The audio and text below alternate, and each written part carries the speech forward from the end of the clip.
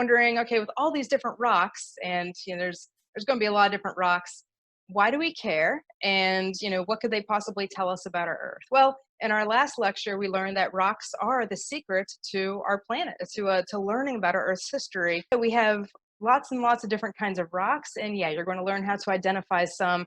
So what's the difference between a granite and a basalt, or a gneiss and a schist, or anything like that? Okay, that's pretty helpful. But the point is, what do they tell us about our planet? What does that piece of granite tell you about the piece of the Earth that it came from versus the piece of schist or something like that? So we'll get into that a little bit today, just a couple examples, just to kind of, again, get you kind of excited about the things that we'll be talking about throughout the semester. And I have all the rock types split up. So we'll talk about igneous rocks next unit, along with plate tectonics and volcanism, so all that goes together.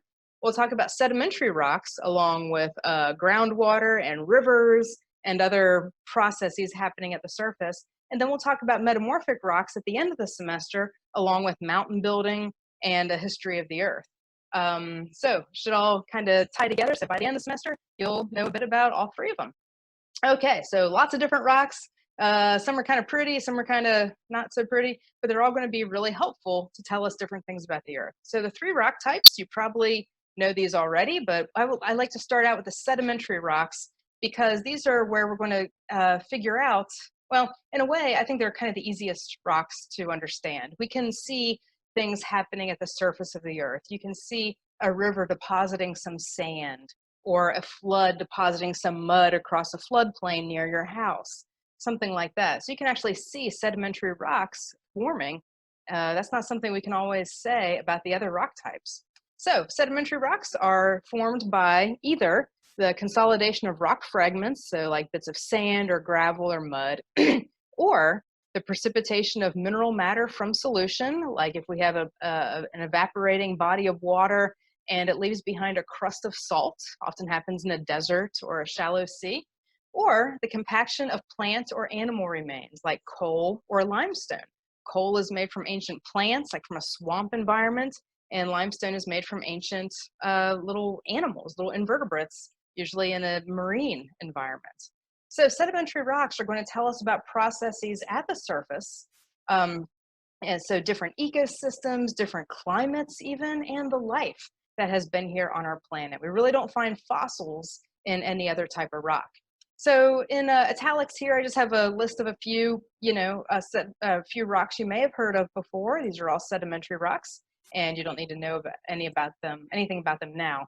But what I want to do is look a little bit about some of the different processes that are forming some of my favorite rocks that I have. So I have a little video here, and we have some really, really cool rocks at NKU, and one of them is a siltstone or sandstone with ripple marks. Just make sure you can kind of see this. So I have a little video here that's playing because sedimentary rocks are also very nice in that we don't just have to go out in nature to see them. We can also design design experiments in a lab and see what kind of temperature or speed of water or whatever it takes to create some of these special sedimentary structures we find in ancient rock, and get an idea for how that ancient rock then had formed. So I have some very cool ripple marks. Oops, sorry, I thought that'd play again. There we go. And we know that this means that a current, either wind or water, I don't know, a good geologist could tell, but I don't know, probably wind actually, because the grains are very small and wind can move very, very fine grains. But anyway, so we have these ripple marks, and I don't know how old this rock is. It's from Pennsylvania, so I'm guessing 300 million years old. So we can get a good idea then of what the surface conditions were like, that we had maybe a creek bed or maybe the shore of a lake, something like that with a current. And that's pretty cool. So sedimentary structures are going to be a lot of fun and give us loads and loads of information. Okay, and another good example of a sedimentary rock would be from these guys snorkeling in Bora Bora, I believe this is near Indonesia, and finding something very, a ground here in the shallow tropical sea, not too different from this rock here that is from along the AA highway near my parents' house in Pendleton County. So we have loads and loads of seashell fossils, and I know you can't see this very well, but this is probably very similar to a kind of rock that maybe you've seen in your backyard. So all these seashells give us a good idea that this used to be a place just, teeming with life, and it would have been pretty tropical for other reasons, we think that, at the bottom of a sea. So anyway, that's a little bit about sedimentary rocks and what kind of things they can tell us. Next kind of rock we're going to talk about today are the igneous rocks. And igneous rocks form from a couple different ways. First of all, we can have a magma chamber that's very, very deep under a volcano, deep in a mountain system, and that can cool and crystallize, and we'll see some good examples of that later. But the ones I want to talk about are where we have material flowing out of the volcano. So here, there's a picture of Hawaii, where because of many reasons that we'll get into over the next, for Unit 2, these volcanoes, yeah, you can walk right up to them while they are erupting. So this lava tends to ooze out some thin, runny magma. It doesn't tend to be very explosive. We'll find out why later on. But the kind of rock that we tend to get is going to be something called basalt. And igneous rocks tell us about ancient volcanic activity and also plate tectonics, plates coming together, because that's one of the big processes that form volcanoes. So when volcanoes have lava, or when lava is just coming out of the earth like it does here, this is not a Hawaii, this is at the mid-ocean ridge. So we could be looking at Iceland, somewhere in the mid-Atlantic Ocean, and this is a pillow lava. And so it's forming a rock like this. This is basalt, a black, pretty fine-grained igneous rock, and it's this is what makes up the ocean floor. Almost the entirety of the sea floor is this kind of rock, forming from this kind of process. So wherever we see basalt, we can have a pretty good idea that this came out of volcanoes. And the ocean floor all comes from a volcanic origin, which blows a lot of people's minds, but we actually didn't know that until very recently. This is another type of material that is thrown from a volcano. This is called pumice, and this is the Sinabung volcano that erupted in Indonesia not that long ago. It's extremely active still. I believe 2016 is when this video is from. So we have all this superheated steam, poisonous gases, water vapor, ash, all sorts of things rolling down very quickly the side of the volcano, one of the most devastating, one of the most deadly parts of a volcanic eruption. And what it creates is a very special but very lightweight rock called pumice. And you can even see some layers here from how this tends to move when it was still a fluid, behaving like a fluid down the side of the volcano. The piece of pumice I have here is from the Pinatubo eruption, also in Indonesia, of 1991, I believe. So again, the good idea of, so we can find this rock if it's very ancient somewhere in Wyoming and have a good idea of exactly what kind of volcanic eruption that rock may have come from, even if it's millions and millions of years old. So metamorphic rocks are going to be created from any other type of rock, and that's kind of what metamorphic means, a morph, like a shape. So we're changing the shape and some other things of any other type of rock, sedimentary, igneous, or another metamorphic rock.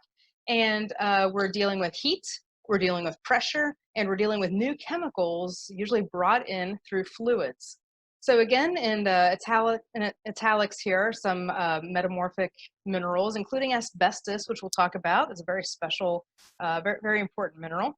But metamorphic rocks then tell us about past mountain building, because we need a tremendous amount of pressure to create mountains. And that is going to deform and change the rock deep, deep, deep down in the mountain system.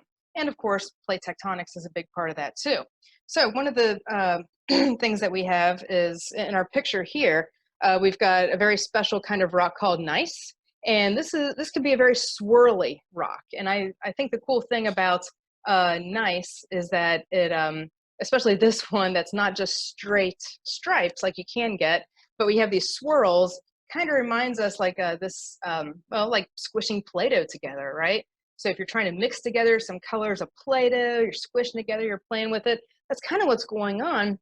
And I think this kind of rock, more than anything else, makes us realize how much heat and how much pressure it's taking to deform this rock, because it's behaving like a plastic. It's behaving, it's able to be molded by the earth itself. So a lot of cool stuff there with metamorphic rocks, where we're squishing this stuff together deep, deep, deep underground. We've got a very cool rock here called a metaconglomerate. So this was originally a sedimentary rock called a conglomerate. It just has big chunks of gravel in it. But this really exemplifies also what's going on with pressure. So this would have been squished this way. So our grains of gravel have been stretched and squished. So that it would have been pushed.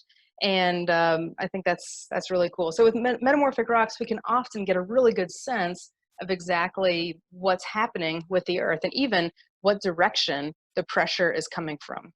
So an example of what metamorphic rocks can show us is from this image here of kind of a cross section of the Appalachian Basin.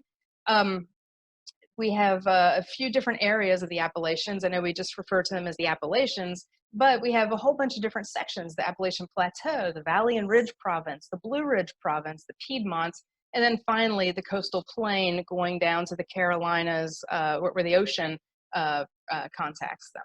So we have all these different kinds of rocks involved in there, and that helps us to understand what were once the heart of this ancient mountain system that had the biggest pile of mountain on top of them before it's been largely eroded away, and what were some other sections where there was mostly folding and faulting, or mostly volcanism, or things like that.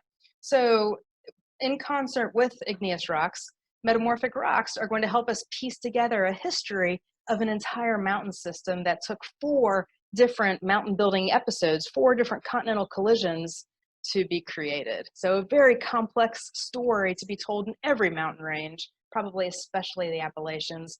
And it's metamorphic rocks like this that help us to be able to piece together that story. So we have a couple images here at the end just about the rock cycle, similar to what you have in your textbook. I think this one's really kind of simple, and that's one of the things I really enjoy about it. And then we have a much more complicated one from another textbook I've used once in the past. I'll just move myself over here if you want to screenshot that and read about it. So all these different environments in the earth, on the earth, where all these rocks are forming today, we can use those to help understand how rocks have formed in the past. And again, piece together how our planet works today and how it's worked in the past. So thanks, guys. Hope you enjoyed that. And that's just a little more about our rocks and what they can tell us. So thanks.